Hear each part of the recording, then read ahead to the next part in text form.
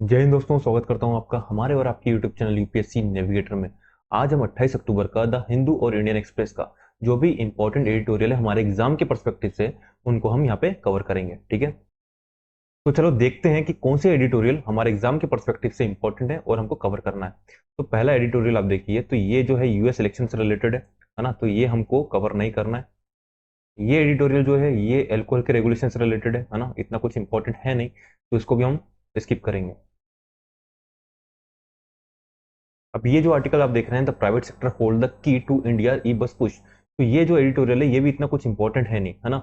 इसमें आप देखेंगे तो इसमें सिर्फ नॉर्मल यही बात की गई है कि हमको प्राइवेट सेक्टर का पार्टिसिपेशन बढ़ाना है, गवर्नमेंट का सपोर्ट बढ़ाना है, इंफ्रास्ट्रक्चर बनाना, तो ये सब बात की गई है, इसके अलावा कुछ नहीं है इसमें। ठीक है, तो ये भी इतना कुछ काम का एडिटोरियल है नहीं, तो इसको भी हम स्किप करेंगे। ओके, ये जो एडिटोरियल है, अब यहाँ देखते हैं, ये भी एडिटोरियल कोई काम का है नहीं हमारे एग्जाम के पर्सपेक्टिव से। अब ये जो एडिटोरियल आप देख रहे हैं, सस्टेनेबिलिटी साइंस फॉर एफएमसीजी, ठीक है, तो ये एडिटोरियल थोड़ा इंपॉर्टेंट है ना। ये आपको जीएस पेपर 3 है, वहां पे ये काम आएगा। ओके, तो इसको हम कवर करेंगे, बाकी यहाँ पे ऐसा कुछ और है नहीं। इसके बाद हम देखते हैं इंडियन एक्सप्रेस का कौन सा एडिटोरियल हमको कवर करना है। तो इंडियन एक्सप्रेस में ये जो एडिटोरियल आप देख रहे हैं, ये जो है यूएस इलेक्शन से रिलेटेड है, तो ये कोई काम का नहीं है। ये भी यूएस इलेक्शन से रिलेटेड है, ये भी कोई काम का नहीं है। इसमें हमको करना है इंडिया यूएई, ठीक है, बायलेटरल इन्वेस्टमेंट ट्रीटी, ये हम कवर करेंगे, है ना, हमारे जीएस पेपर 2 में ये काम का है। ओके, ये एआई के ऊपर लिखा गया है, इतना कुछ खास इसमें लिखा नहीं गया है, तो इसको हम छोड़ देंगे। उसके बाद हम देखेंगे पेटेंट इनजस्टिस, है ना, ये हम कवर करेंगे, ये आपके जीएस पेपर 3 में ये काम का है। ओके, और ये आप देख रहे हैं top crop price volatility and RBI, ये आप कवर कीजिए। आपका जो इकोनॉमी है उसमें आप सीपीआई इन्फ्लेशन जो है उसको वहां पे देखिए, सीपीआई क्या है, डब्ल्यूपीआई क्या है ना, आरबीआई इसको कैसे रेगुलेट करती है, तो इसको आप वहां पे देखिए, तो ये आपका वहां पे हो जाएगा। तो हमारे पास अभी 3 एडिटोरियल हैं, 2 इंडियन एक्सप्रेस के, एक है India UAE बायलिटरल investment treaty, second है पेटेंट इनजस्टिस, ये है इंडियन एक्सप्रेस का, और द हिंदू से हमने उठाया है जो FMCG, sustainability science for FMCG, तो ये हम कवर करेंगे। ओके, तो चलो शुरू करते हैं। तो देखो, सबसे पहले हम करेंगे एफएमसीजी, है ना, इसमें हम क्या क्या कवर करने वाले हैं। तो सबसे पहले हम इंट्रोडक्शन देखेंगे, फिर एडिटोरियल में बात की गई है पाम ऑयल चैलेंजेस के बारे में, उसको हम देखेंगे। इनोवेटिव सॉल्यूशन क्या हो सकता है वो देखेंगे, impact on local biodiversity and economy वो हम देखेंगे, फोस्टरिंग कोलैबोरेशन फॉर इनोवेशन ये देखेंगे। उसके बाद moving forward with sustainable standard and regulation, उसके बारे में बात करेंगे। फिर लास्ट में हम देखेंगे कंक्लूजन। फिर नेक्स्ट हमारा क्या है, India UAE bilateral investment treaty, तो इसके बारे में हम देखेंगे कि इंट्रोडक्शन क्या है, हाँ, बैकग्राउंड क्या था वो देखेंगे, flexible approach in the new BIT वो देखेंगे, broadened scope to include portfolio investment ये क्या होता है इसके बारे में बात करेंगे, restriction on third party funding इसकी बात करेंगे कि इसमें रिस्ट्रिक्शन किया गया है थर्ड पार्टी फंडिंग का, और ये थर्ड पार्टी फंडिंग होती क्या है उसके बारे में भी हम यहाँ पे जानेंगे। उसके बाद देखेंगे global implication and future perspective, और लास्ट देखेंगे हम कंक्लूजन। फिर थर्ड हमारा है पेटेंट इनजस्टिस के बारे में, तो इसमें इंट्रोडक्शन देखेंगे। फिर इस एडिटोरियल में बात की गई है एवरग्रीनिंग की, तो एवरग्रीनिंग होता क्या है उसको हम देखेंगे। फिर इसमें एक केस की बात की गई है जिसमें एक ड्रग है ना, जो कि कैंसर से रिलेटेड है, उसका एक केस स्टडी यहाँ पे दिया गया है, उसको हम देखेंगे। फिर impact on health care cost and accessibility, अब ये जो एवरग्रीनिंग है उसका इम्पैक्ट क्या होता है हेल्थ केयर पे, है ना, कॉस्ट कैसे बढ़ती है वो हम देखेंगे। फिर लीगल एंड रेगुलेटरी चैलेंजेस क्या है उसके बारे में बात करेंगे, role of public policy and reform, क्या क्या रिफॉर्म हो सकते हैं, और लास्ट में कंक्लूजन देखेंगे। ओके, तो इस तरह हम यहाँ पे कवर करने वाले हैं हमारे तीनों एडिटोरियल। ओके, तो यदि आप इस तरह एडिटोरियल पढ़ते हैं तो आपका जो एग्जाम में मेंस का आंसर यदि आप लिखोगे तो आपके पास एक टेम्पलेट होगी, है ना, टेम्पलेट होगी कि एक स्ट्रक्चर्ड फॉर्म में आपके पास एडिटोरियल होगा, है ना। तो ये जो आप पीडीएफ देख रहे हैं ये मैं आपको हमारे टेलीग्राम ग्रुप में प्रोवाइड कर दूंगा, तो आप वहां से इसको डाउनलोड कर सकते हैं और अपने नोट्स में इसको शामिल कर सकते हैं। ओके ओके, तो पहला एडिटोरियल कौन सा हमारा, सस्टेनेबिलिटी साइंस फॉर एफएमसीजी। तो सबसे पहले हम इसमें देखेंगे इंट्रोडक्शन। इंडिया का रिसेंट इनिशिएटिव है जिसका नाम है अमृत सदा नेशनल रिसर्च फाउंडेशन। इसका एम क्या है, to promote research and development, focus करना है किस पे, बायोटेक्नोलॉजी पर, for economic and environmental benefit. Okay, ANRF new policy highlights the need for replacing chemical based industry, है ना। एक न्यू पॉलिसी हाईलाइट क्या करती है कि हमें जरूरत है किसकी, एक केमिकल बेस्ड इंडस्ट्री को रिप्लेस करने की, किससे, सस्टेनेबल बायो बेस्ड सिस्टम से। Okay, with a specific focus on the fast moving consumer good sector. जैसे कि हमारे सोप होते हैं, डिटर्जेंट होते हैं, है ना, ये जो प्रोडक्ट होते हैं इनको बोलते हैं फास्ट मूविंग कंज्यूमर गुड। फिर आगे एडिटोरियल में बात की गई है एक चैलेंज की, है ना, वो चैलेंज किस चीज का है, पाम ऑयल का, the palm oil challenge. Palm oil is a widely use ingredient in soap and other FMCGs.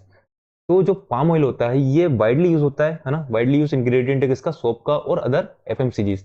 But its production, इसका जो प्रोडक्शन होता है सीवियर इन्वायरमेंटल इम्पैक्ट, इसके काफी सीवियर इन्वायरमेंटल इम्पैक्ट है। Contributing significantly to greenhouse gas emission, इसके कारण क्या होता है, ग्रीन हाउस गैस इमिशन होता है, लॉस ऑफ बायोडाइवर्सिटी होती है। मेजोरिटी ऑफ पाम ऑयल कहां से आता है, बोर्नियो एंड सुमात्रा से। कॉजिंग वाइड स्प्रेड डिफोरेस्टेशन, इसके कारण क्या होता है, डिफोरेस्टेशन होता है और इकोसिस्टम जो है वो इंपैक्ट होता है इस रीजन का, इस एरिया का। ओके, डिस्पाइट इट्स पॉपुलैरिटी, है ना, for its low cost and versatile property, the environmental cost of palm oil has become a major concern. अब इसकी पॉपुलैरिटी भी अच्छी खासी है ना, कॉस्ट भी कम है, वर्सेटाइल प्रॉपर्टी है, ये सब होने के बावजूद इसकी जो एनवायरमेंटल कॉस्ट है वो काफी ज्यादा है ना।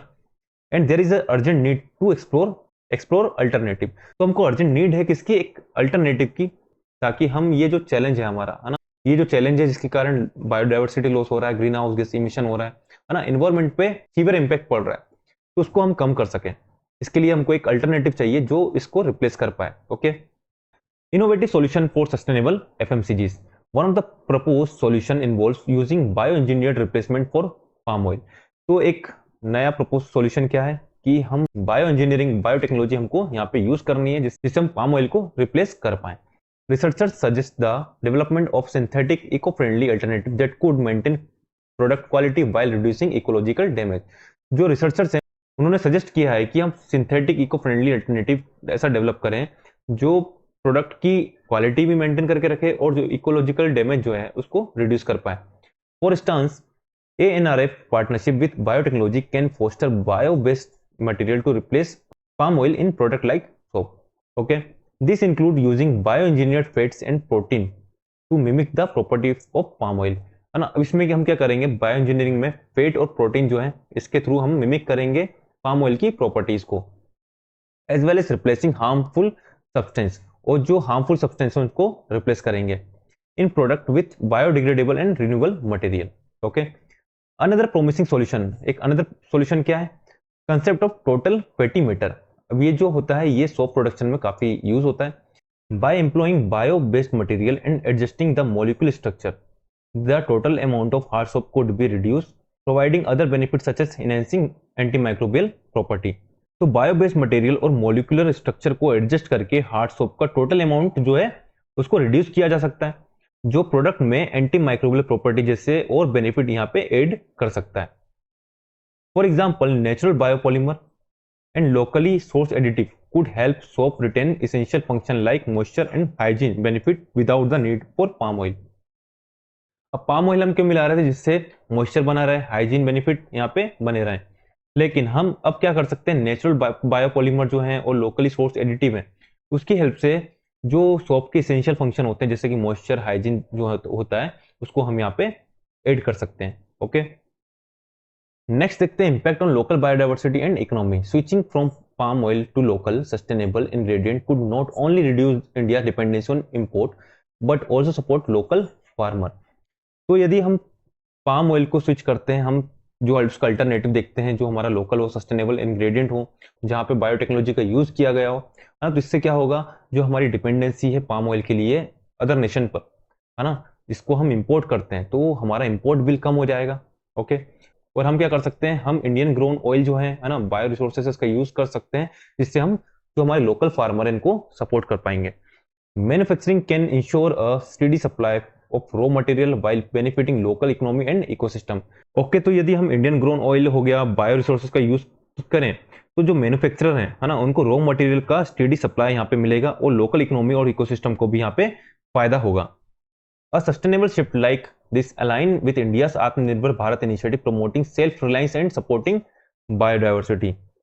तो ये जो सस्टेनेबल शिफ्ट है जिसमें हम पाम ऑयल को रिप्लेस कर रहे हैं इको फ्रेंडली अल्टरनेटिव से, है ना, तो ये आत्मनिर्भर भारत इनिशिएटिव के साथ भी अलाइन करता है। इससे क्या होगा, हम इंपोर्ट नहीं करेंगे तो हम सेल्फ रिलायंस बनेंगे, है ना, इससे सेल्फ रिलायंस जो है वो प्रमोट होता है और बायोडाइवर्सिटी है इसको भी यहाँ पे सपोर्ट मिलता है। Okay, Fostering collaboration for innovation. The ANRF public-private partnership approach is crucial for achieving this goal. ANRF का public-private partnership approach जो है इन गोल को अचीव करने के लिए क्रूशियल है. This partnership support innovation by bringing together government, research institute and private sector companies. Okay. The goal is to create a collaborative environment. है ना, तो हमको एक collaborative environment create करना है where the science of biotechnology can advance sustainable solution. जहाँ पे science of biotechnology can advance sustainable solution, है ना, कैसा, बायो इंजीनियर्ड रिप्लेसमेंट जैसा. Okay. For wide spread adoption in FMCG sector, जिसका वाइड स्प्रेड एडॉप्शन किया जा सके एफएमसीजी सेक्टर में. थ्रू दिस इफर्ट, है ना, इन इफर्ट के through the industry can meet sustainability target. जो इंडस्ट्री है वो सस्टेनेबिलिटी टारगेट उसको मीट कर सकती है while ensuring consumer satisfaction and economic growth, जिससे कंज्यूमर जो है वो भी सेटिस्फाइड हो पाएगा और इकोनॉमिक ग्रोथ भी हो पाएगी. Moving forward with sustainable standard and regulations. To further reinforce this shift, the government can implement policies and standards that encourage eco-friendly practices. This include setting performance-based standard for FMCGs that emphasize sustainability in both production and packaging. Okay, तो production और packaging दोनों में sustainability की यहाँ पे बात की गई है. Regulatory measures such as clear labeling and incentive for eco-friendly product could help ensure compliance and make it easier for consumer to choose sustainable product.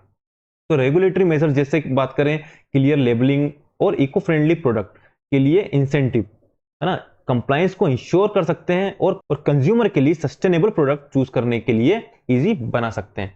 Okay, अब देखते हैं conclusion. Adopting sustainability science in FMCG sector will require innovation, collaboration and government support.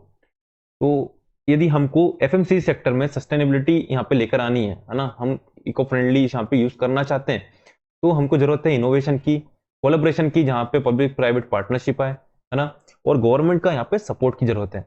Bye leveraging biotechnology and implementing sustainable practices, India FMCG sector can significantly reduce its environmental footprint and contribute to a healthier, more sustainable future. Okay. The ultimate goal is green economy. हमारा ultimate goal क्या है? Green economy where everyday products are not only affordable and effective, है ना, जहाँ हमारे जो everyday product हैं वो ना केवल affordable हो और effective हो, बल्कि also environmentally friendly हो, है ना, benefiting both people and the planet. Okay, तो ये एडिटोरियल हमारा यहाँ पे समाप्त होता है ना, ये आपको जीएस पेपर 3 में काम आएगा. ओके, चलो नेक्स्ट देखते हैं. India UAE bilateral investment treaty. तो सबसे पहले हम इंट्रोडक्शन देखते हैं. New bilateral investment treaty between India and UAE, है ना, ये जो ट्रीटी है किसके बीच में हुई है? इंडिया और यूएई के बीच में. इसका नाम है न्यू बायलैटरल इन्वेस्टमेंट ट्रीटी. ये इफेक्ट में कब आई है? ये आई है 31 अगस्त 2024 को. इसने रिप्लेस किया है, किसको रिप्लेस किया है? तो previous bilateral investment promotion and production agreement था, उसको यहाँ पे रिप्लेस किया है, जो साइन किया गया था 2014 में. This treaty makes a significant step to boost economic cooperation with the UAE. अब ये जो ट्रीटी है ना, ये एक सिग्निफिकेंट स्टेप है जिससे हम इकोनॉमिक कोऑपरेशन जो है यूएई के साथ उसको बूस्ट करेंगे. अ कंट्री दैट कंट्रीब्यूट, जो यूएई है ये कंट्रीब्यूट करता है 3% of India total foreign direct investment FDI and has invested $19 billion in India from 2000 to 2024. तो $19 बिलियन इसने अभी तक इन्वेस्ट किया है और 3% इसका एफडीआई में कंट्रीब्यूशन है. तो ये काफी इंपॉर्टेंट कंट्री है इंडिया के पर्सपेक्टिव से. The new BIT aim to create a more flexible and investor friendly approach in the evolving investment landscape. तो ये जो हमने न्यू बायलैटरल इन्वेस्टमेंट ट्रीटी अपनाई है, ये काफी फ्लेक्सिबल है और इन्वेस्टर फ्रेंडली है. ठीक है, अब ये कैसे फ्लेक्सिबल है, कैसे इन्वेस्टर फ्रेंडली है, उसको हम आगे यहाँ पे देखेंगे. Background and importance. The BIT comes at a time when India's bilateral treaty have decline. अब ये जो बीआईटी कब आया था? जब इंडिया की बायलैटरल ट्रीटी जो है वो डिक्लाइन हो रही थी. पर्टिकुलरली आप देखें after adopting the model BIT in 2016. The model BIT seen as a rigid one size fit for all. जो मॉडल बीआईटी था ये रिजिड था, one size fit for all था, है ना, इस पे ये काम करता था. took a strict approach to cross-border trade protection, which affect India international arbitration cases negatively. Okay, तो इसके कारण क्या होता था? क्रॉस बॉर्डर ट्रेड जो होता है वो यहाँ पे इम्पैक्ट होता था. Which affect India international arbitration case negatively, जिसके कारण इंडिया के जो इंटरनेशनल आर्बिट्रेशन में जो केस जाते थे वो नेगेटिवली अफेक्ट होते थे. By introducing the new BIT With the UAE, India is attempting to find a balance by creating a flexible framework that is expected to attract more investment. तो फिर India ने introduce किया new BIT, है ना, किसके साथ? UAE के साथ।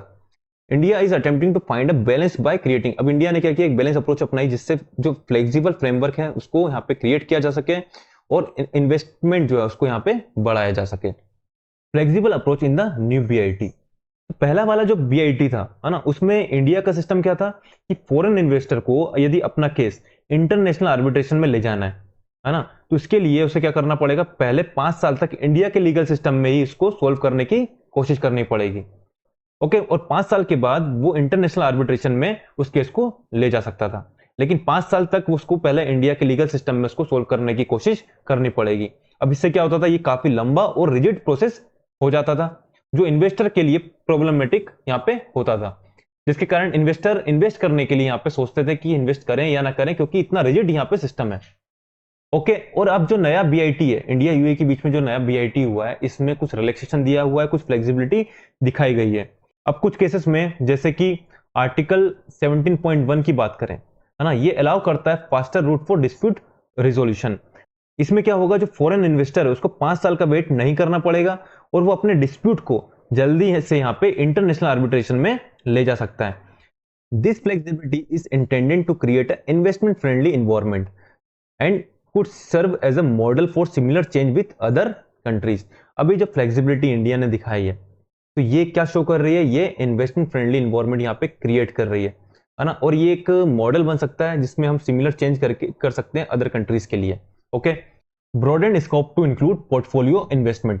The India-UAE bilateral investment treaty also expands the scope of investment to include portfolio investment, which were previously not covered under the model BIT.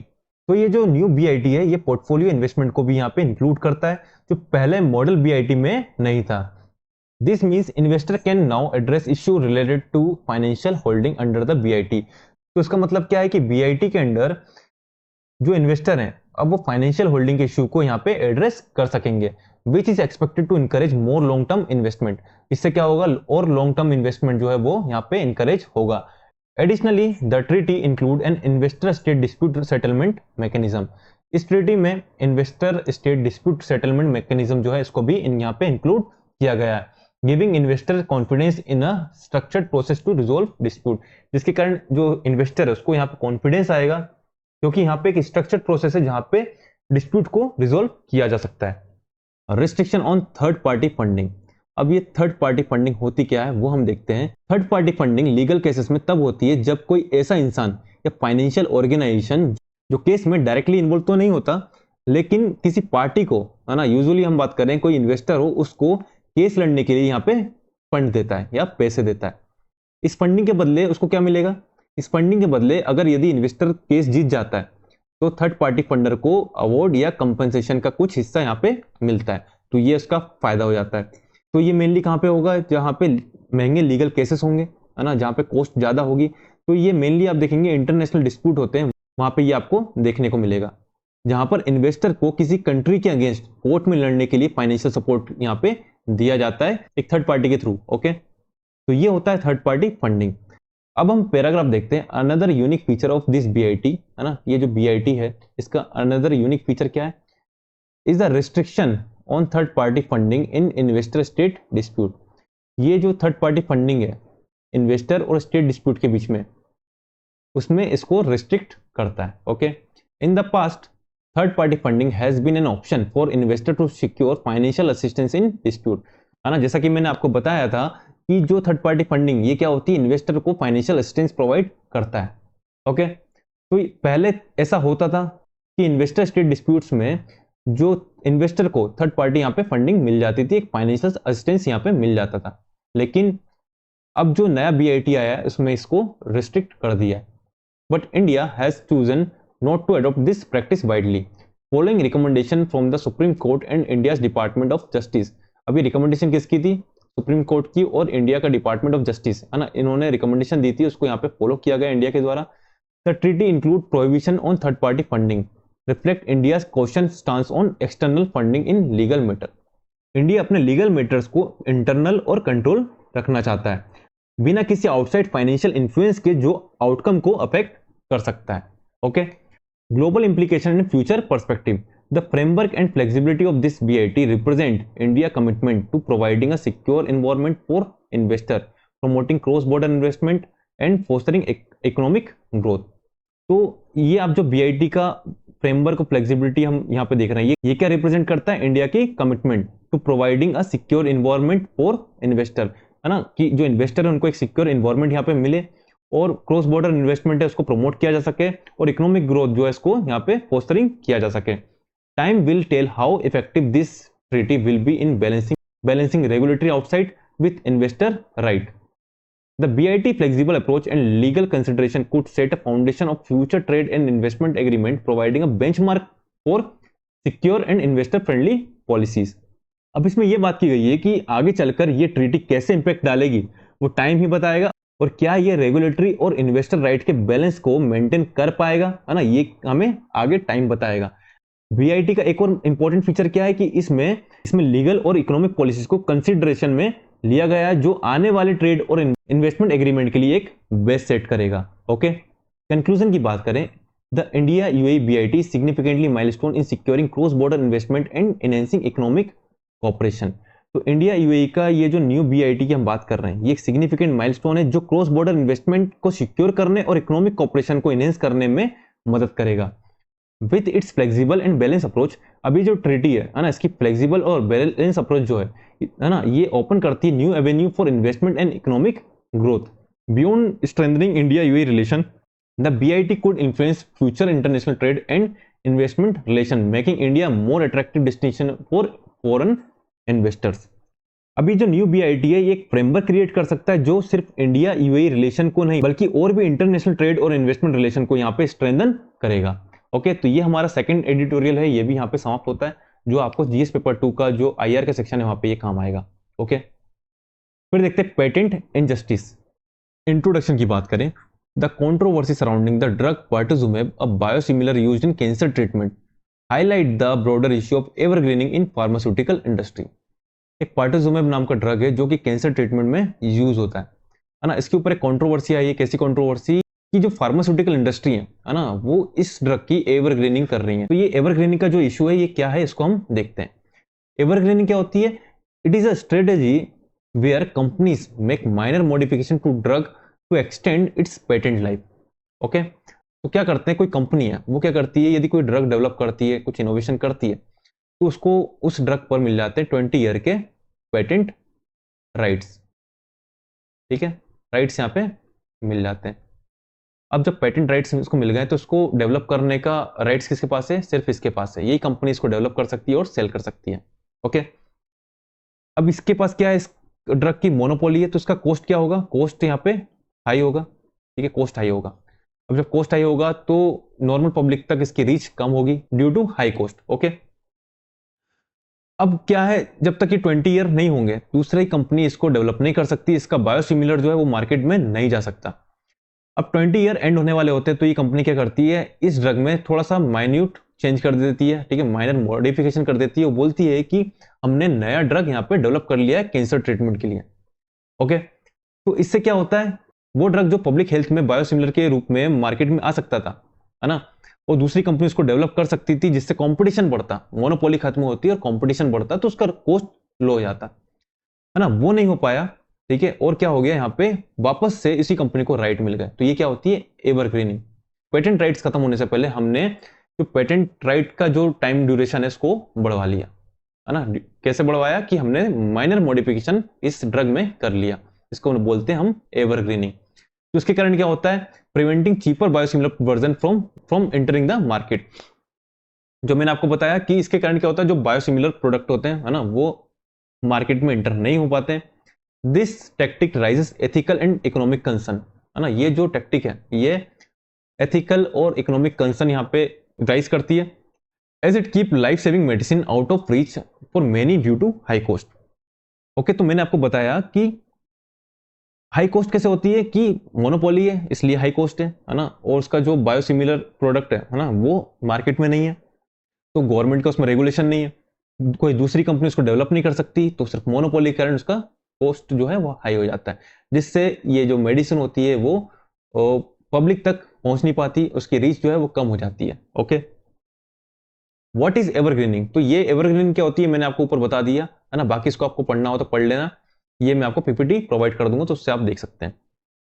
The case of पर्टुजुमेब है ना, तो वही चीज है जो मैंने आपको बताया कि इसकी एवरग्रीनिंग हो रही है, तो वही केस यहाँ पे दिया गया है, तो इसको भी आप वहां पे पढ़ लेना, ठीक है। Impact on health care cost and accessibility, तो इसको हम देखते हैं। Evergreening significantly rise health care cost, health care cost पड़ती है क्योंकि मेडिसिन जो है वो महंगी हो जाती है। And limit access to essential drug, अब जब हेल्थ केयर कॉस्ट बढ़ती है तो लोग इसको अफोर्ड नहीं कर पाते है ना, इससे जो उसकी एक्सेस जो होती है वो यहाँ पे कम हो जाती है, लिमिट हो जाती है। In the absence of competition, competition है नहीं क्योंकि सिर्फ एक ही कंपनी के पास इसका राइट है इसको डेवलप करने का। The patent holder can charge high price which has a severe impact on health care system and patient. For many low and middle income country high price rendered essential medication unaffordable. This issue is particularly in India where a significant portion of the population relies on affordable medicines. The evergreening of drugs like pertuzumab restrict the availability of affordable alternative and poses a public health challenges. Okay, तो वही सब चीज यहाँ पे लिखी है जो मैंने आपको बताई है कि यदि कॉस्ट हाई होगा तो लोग उस लाइफ सेविंग मेडिसिन को अफोर्ड नहीं कर पाएंगे, उसको एक्सेस नहीं कर पाएंगे, है ना। उसी के बारे में यहाँ पे बात की गई है कि हेल्थ केयर कॉस्ट कैसे बढ़ेगी, उसका इंपैक्ट क्या होगा, और एसेसिबिलिटी की यहाँ पे बात की गई है। Legal and regulatory challenges, legal and regulatory challenges की बात करें, the legal system has struggle to address the complexity of evergreening, ना जो कॉम्प्लेक्सिटी ऑफ एवरग्रीनिंग उसको एड्रेस करने में जो लीगल सिस्टम है वो स्ट्रगल कर रहा है।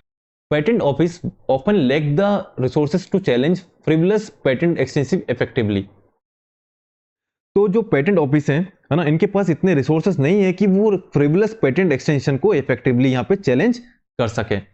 While some countries like India have implemented policy to curb evergreening, for instance, Section 3 subclause D of the Indian Patent Act restricts patent on new form of non-substance without a significant increase in efficacy.